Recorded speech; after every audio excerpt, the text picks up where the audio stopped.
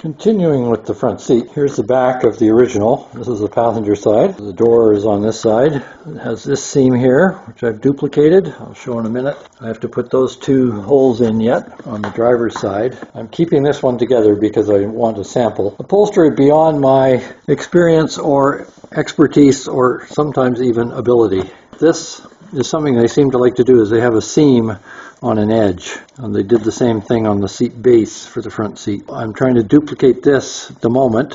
Fortunately for me, I had the originals as a pattern. So here's the seam. This is the driver's side, so it's on the opposite side. The openings are here for the rope that goes across. I'm going to put a cover on this rope here. It's the right dimension. It's flexible but firm. I just have to figure out how to cover it in a way that it looks good. So there's these parts. This is the end of the seat back with the curve. Here's the other piece that goes there. So this has to be done in such a way that these edges are together here, like that, and then continually bend it like that as I'm sewing and sew it all up, and then I can reinforce it in the end. So I probably will duplicate this stitch here with some linen tying it together at the back. So hopefully I can get that right. I have some room to move things around and twist it, so I should be able to get this to match. The tricky part is here where it folds underneath. The original has an extra strip that goes down in there that swings from this piece, like here I believe, but I'll find out when I sew it. I've sewed it, and it looks like I should be able to pull everything into position there. Find out more when I actually come to stretch it. I might have to restitch something, but I'm going to leave it with just one seam. That's the way it was originally. It doesn't seem to be under any undue stress there, so it should be okay. I do have to make sure I tuck this under. I'll try and sew that up a bit more as well. I left a bit of a gap there. I wasn't sure exactly how far down it had to be stitched. This all has to be adjusted. This is going to have a close to an inch overlap there, and I have to watch out for that as well. That has to be, that opening for the rope has to be away from the seam. The car originally had two of these. You can see they're a little decrepit. And those are the grab straps to come out of the back seat because it's a two-door. So I needed to replace those. So I got this length of belt, 1 inch wide, from a local secondhand store. It's just cheap. There's nothing special about it. In fact, it might even just be pleather, not leather. But it will serve the purpose. So then I made these tubes out of the same material as the seat cushions on the front and rear seat. I took a special foot with the machine that I will show, and I show how I did it. Folded the material over and ran a stitch down the side, pulled this out, and then took these and folded them inside out, which is actually right side in, by using fingers to get it started, folding it over itself, and then a wooden spoon, the longest wooden spoon we've got, and use this handle to work this up through, and that would turn it around, and slowly working it back down until I had it all the way through the handle, and then it would be flipped over. And now I will push the belt inside there, putting those two seams down flat. That's what I did on this one. See, the belt is inside. Fold over like that. That hangs on the side of the pillar inside. And then I'll have to shape it to fit within this, and that will clamp it to the side of the car. This is the foot that's meant for this job. You can see it only has 1/2, and then they push it down. The belt fits there, and it clamps the material. I'll show that in more detail now. You take the material that's needed, just what's needed. This obviously is too long. I left about 1/4 of an inch on each side. Fold it over this way, and then you can put this inside here. Pull it down, keeping that tight and making sure the material is tight, and you can sew it through. Just run it along the edge of the belt all the way, start to finish, and then fold it over itself and use the wooden spoon to work it through. It does take some time. Don't use a strong needle, as I was trying to do at first, to fold it over. That only frays the material. And it's just a case of working along bit by bit, sometimes 1/8 of an inch, sometimes 1/4 of an inch. And then the more material goes through, the easier it gets. It is difficult to start it, but with your fingernails, you should be able to fold it over so that it starts and then work it through from there. And this machine has a function that moves the needle.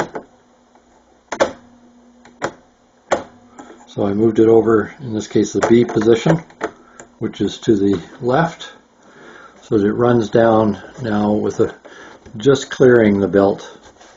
It has a bit of clearance there. If you want it really tight, you can do that. But then there's a risk of stitching the belt into the material, and then you'll have a whole different mess of problems. That's where I did it. Now this is called a zipper foot. It's on one side only, and then the zipper runs through on the other side, but it works for this job as well. Just an example to show how I did it. You back up first, in reverse, then go forward. But you have to have the thread in it first. The next thing, thread the needle. My advanced years, it's not easy. And I just drop the thread after having it entered. Cut it again, new end on an angle. So wrap it around this way, pull it through, get up against the belt, make sure that's going to stitch. So then run it backwards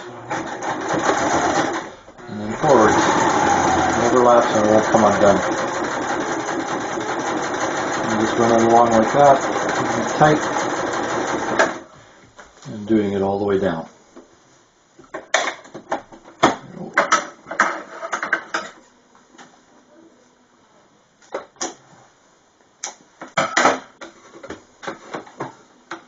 There we go. Now we have this. So when I've done it all the way through, pull the belt out, and then you can fold this over like that. Get it started. Just keep working it through. Eventually you'll get enough that you can put the wooden spoon in there. Getting pretty close now. Just keep working it. And then you can use this and start to work it through. And then flip the side and do it on the other side. And that helps too. And you just keep going like that all the way down. And eventually it will feed all the way through. This one's just a sample.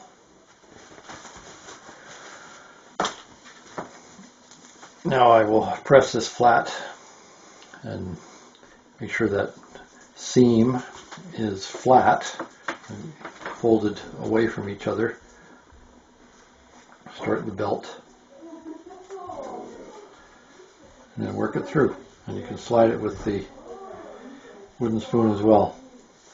I've got the shiny side out and the fuzzy side on the seam. And then this will fold like that with the belt fully inserted. The original beading around the seat had this cardboard core around a piece of metal. I've added the plastic with some tubing. It's 1/4 inch, 3/8 outside diameter OD, and I've just slipped that over top. Originally it had the inner cardboard wrapped around a piece of stiff steel wire, like spring steel, and then it had this light cardboard over top of it, wrapped around it in several pieces. So I'm going to try with just the plastic, and because it's getting fairly thick, I don't want it too much thicker than original. I'm not going to try putting poster board or anything around this. I'm just going to use the fabric. Wrap it up tight. I have the zipper foot on the machine, and I have the needle off to the right. And and then I will run it through, and hopefully that will get me nice and close to make it tight against the plastic pipe. Here's something I found yesterday that has turned out way better than I even expected. This is called Sash Cord, and it is a metal coil, kind of like bike brake cable, and it's empty inside. And a vinyl coating on it. It's the right outside dimensions for the piping, but it has another feature which I didn't expect, and that's that the stiffening wire that goes on the seat to hold the tension of the cloth fits perfectly inside. So I get the original stiffness, and a good thing to do the piping around, and it should work just fine. Progress thus far. This is the seat back for the driver's side. I've stapled this trim piece all the way around. Some of the staples don't hold properly, so I put tacks, carpet tacks into the cardboard. And I'll make sure everything holds properly. I had to glue this piece here. Wasn't able to attach it the way it was originally, which was just wrapped around with a seam, but that should hold.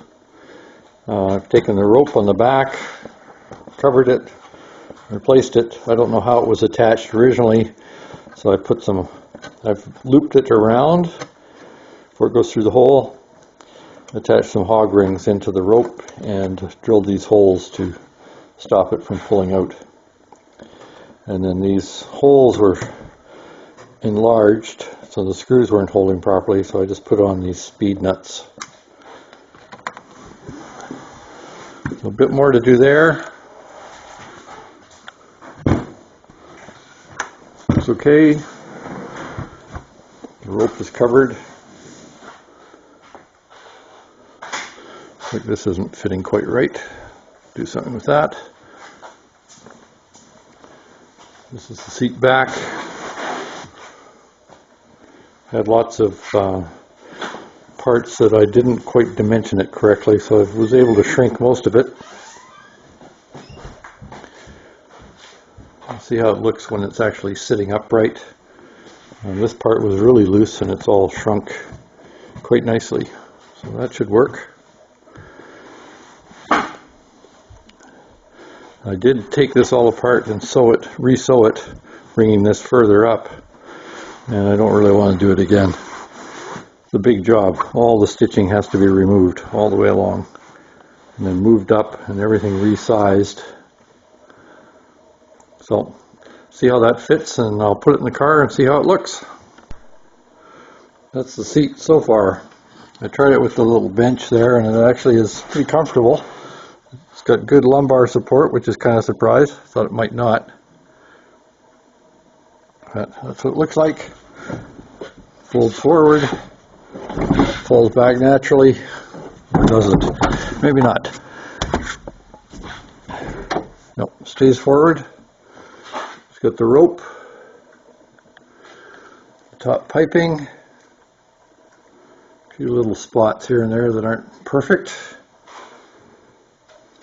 but basically looks good.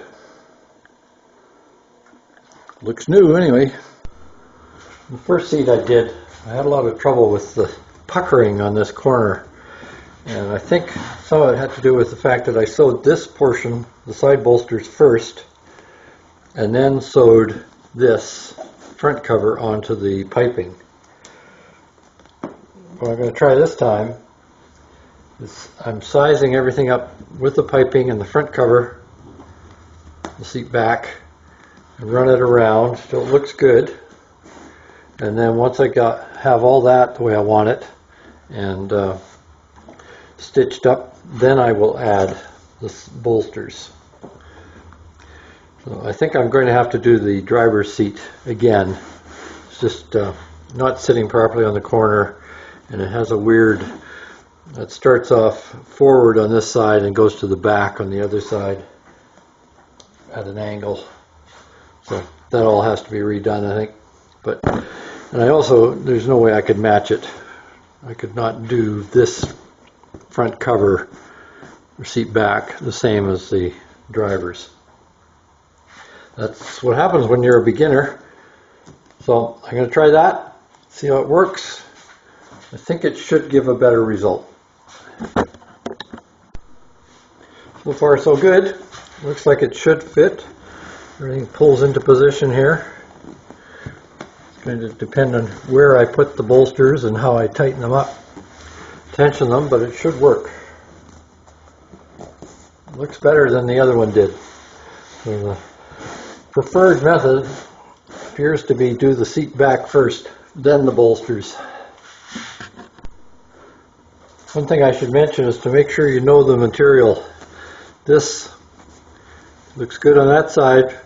When we first pulled it off the roll, it looked good on this side too, but looking at it in the light, rub it a bit, it starts to fluff up, whereas this side doesn't. So that would not wear well. Fortunately, I never did get it the wrong way, but just something to watch. So what I did now is I pinned these on, I wrapped it around, made sure I was happy with the fit. I sewed them together, checked it again, and then I went back to the sewing machine and I did the double stitch seam, which is what Cadillac used in this model in this year. And then I will fold it over, pin everything, and then sew it all together. I put everything in position, done the piping around the side. I think it all pulls down. It tends to go along the edge of the seat well. And I have to sew this yet through here. And pulled it all into place and pinned it on the edges. I've yet to cover this part properly. I think I'm going to have to work on that once it's off the seat. It's a little hard to pin it and get it into position. I think what I'll do with the other one is I will take it apart and I will copy this pattern after I finish sewing it all together. Okay, third time lucky, or confident, I don't know. We'll see. I think I've got this one at the point now where it matches this one. So front seats should look the same.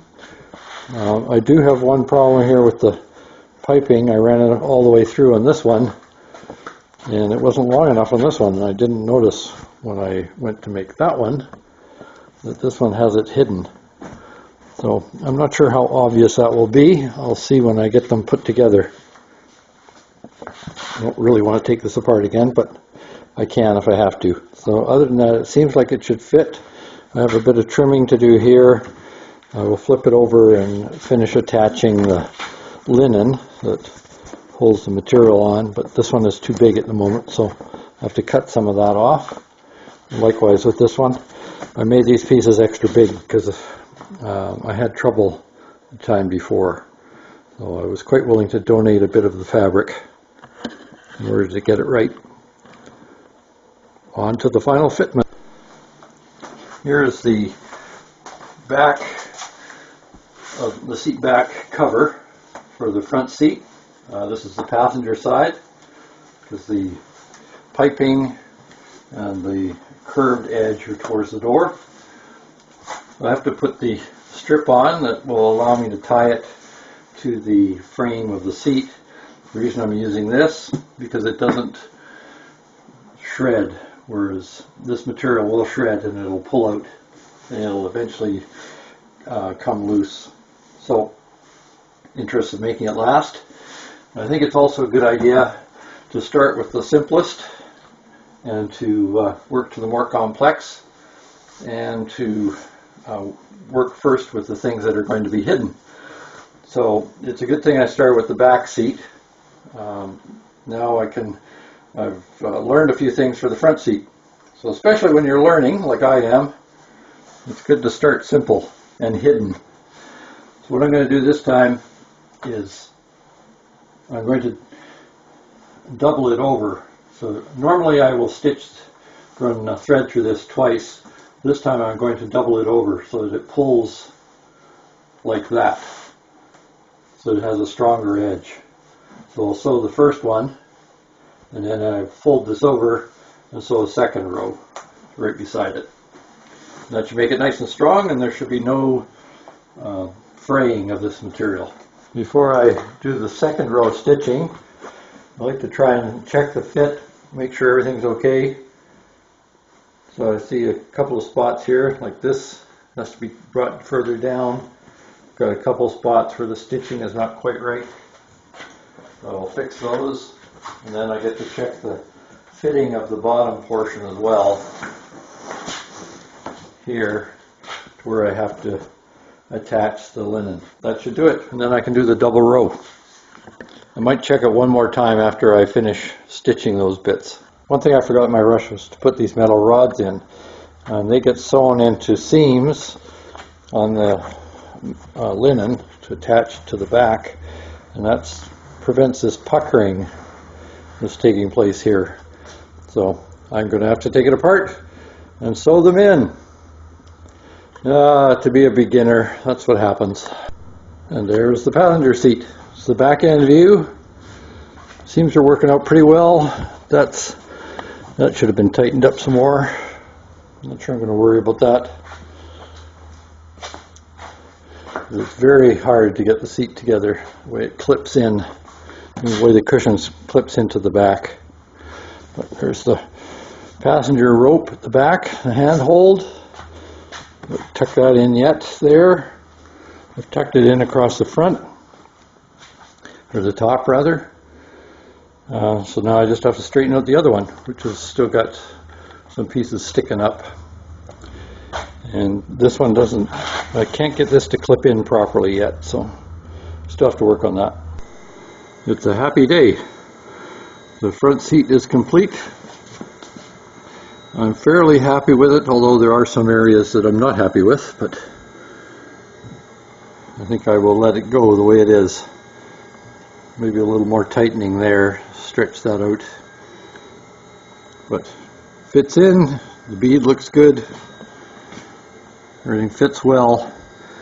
One thing to watch is when over padding the seat, which is what I did.